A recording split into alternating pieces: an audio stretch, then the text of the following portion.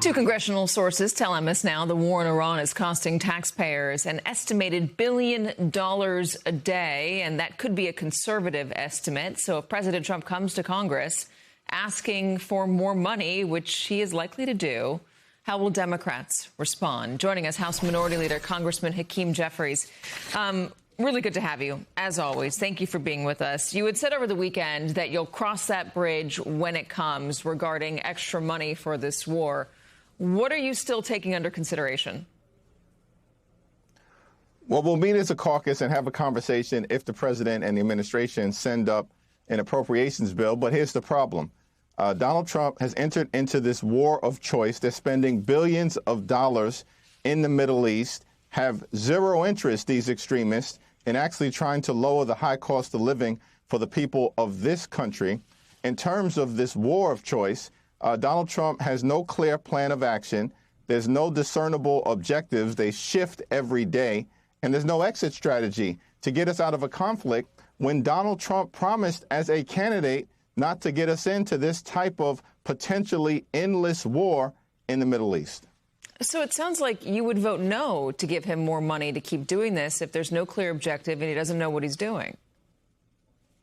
Well, that certainly is the presumption, but I don't want to get out ahead of the caucus when we have that conversation. It's all theoretical right now. What is occurring is that there's this ongoing war.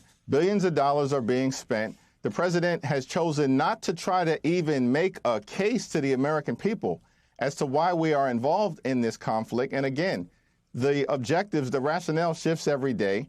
One day it's regime change. The next day it's because we've got to stop Iran, who apparently the president was claiming was on the brink of nuclear weapon capability when just a few months ago he claimed that the nuclear program had been completely and totally obliterated. There's no evidence that the administration has presented to suggest that there was an imminent threat to either the American people at home or our interests in the Middle East.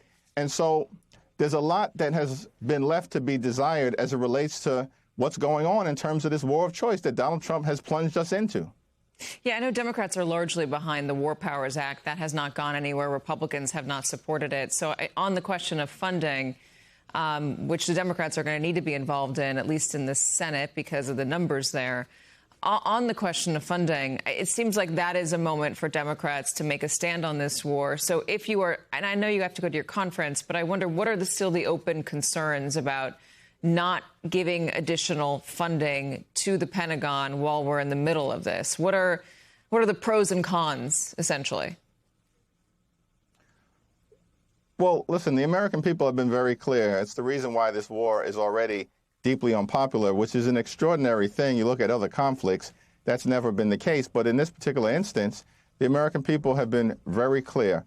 We're in the middle of an affordability crisis. I know Donald Trump denies that it exists. In fact, he thinks that the most important thing that Republicans should focus on right now is voter suppression legislation. That's extraordinary. You got far too many people in this country who are struggling to live paycheck to paycheck. They're working hard, they're playing by the rules, but they can't thrive and they can barely survive.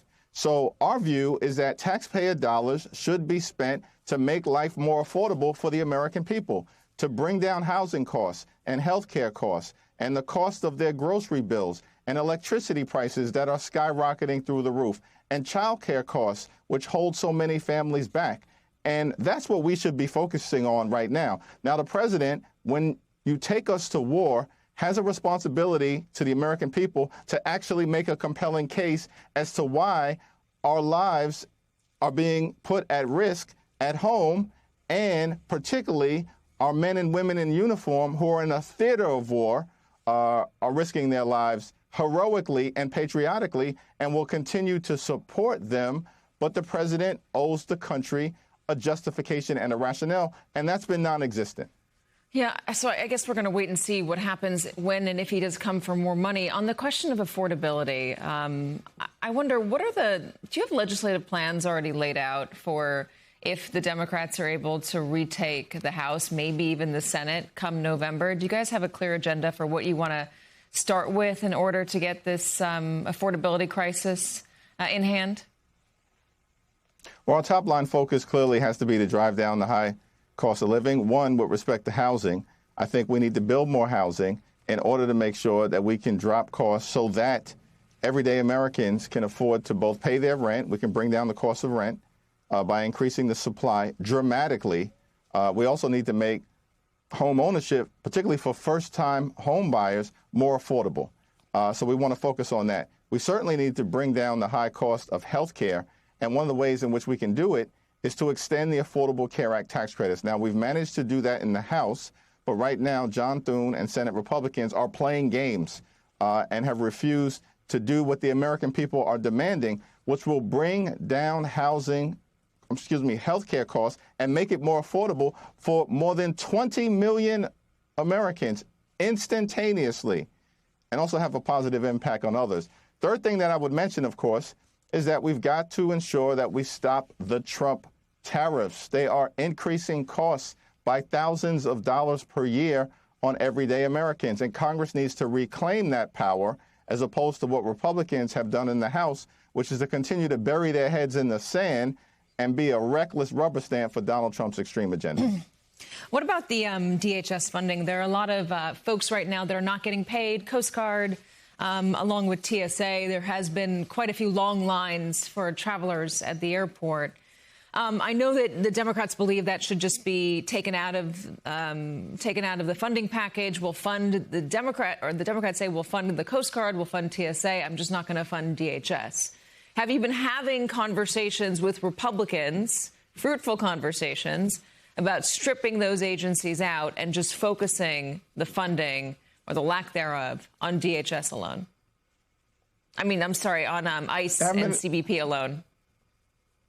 Yes, no, there haven't been any formal conversations recently, but of course, we're ready to sit down with our Republican colleagues anytime, any place, in order to make clear that, one, ICE needs to be brought under control, because right now we have a situation, and the American people know it, taxpayer dollars are being used to brutalize or kill American citizens, including, of course, horrifically, Renee Nicole Good and Alex Preddy. And we need immigration enforcement in this country that's fair, that's just, and that's humane. And we want ICE to be able to conduct itself like every other law enforcement agency in the country. That means we need change that is bold, dramatic, meaningful, and transformational. At the same period of time, unfortunately, Republicans in both the House and the Senate have said we would rather shut down FEMA, shut down the Coast Guard, and shut down TSA as opposed to reining ICE in. And so we're going to continue to stand on the side of the American people, and we're ready, willing, and able to move legislation forward. It's been introduced by Rosa DeLauro in the House and Patty Murray in the Senate, and Republicans are blocking legislation that would fund the other aspects of DHS while we work this situation out in terms of getting ICE under control. So is the roadblock John Thune and Speaker Mike Johnson? Are those the two people that are refusing to negotiate on this? And if so, have you gone over to the Speaker's office and said, hey, let's sit down and try to figure this out? Nobody wants to see these long lines at TSA. Nobody wants Coast Guard employees to go without a paycheck. Everybody wants FEMA to get funded. Let's get this figured out. After all, ICE and CBP just got a ton of money from the big, beautiful bill. It's not like they need any more.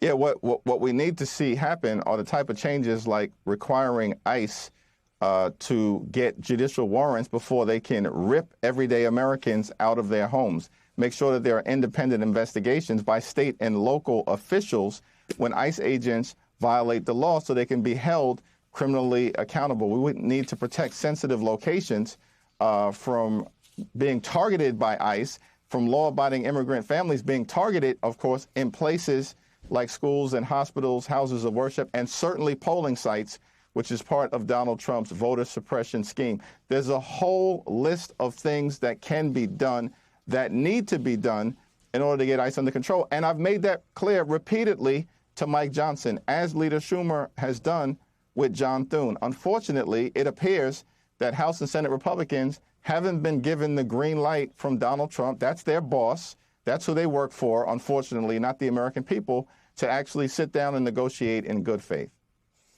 All right, Leader Hakeem Jeffries, I was going to ask you about Kevin Kiley becoming an independent and what that meant for you, but I'm fresh out of time, unless you have a very quick answer for me. Does it mean anything at all? Well, he's got to explain himself to his voters, including his vote on the one big ugly bill. So right now it doesn't mean much. All right. Leader Jeffries, thank you so much for joining us, as always. Enjoy Los Angeles, my hometown.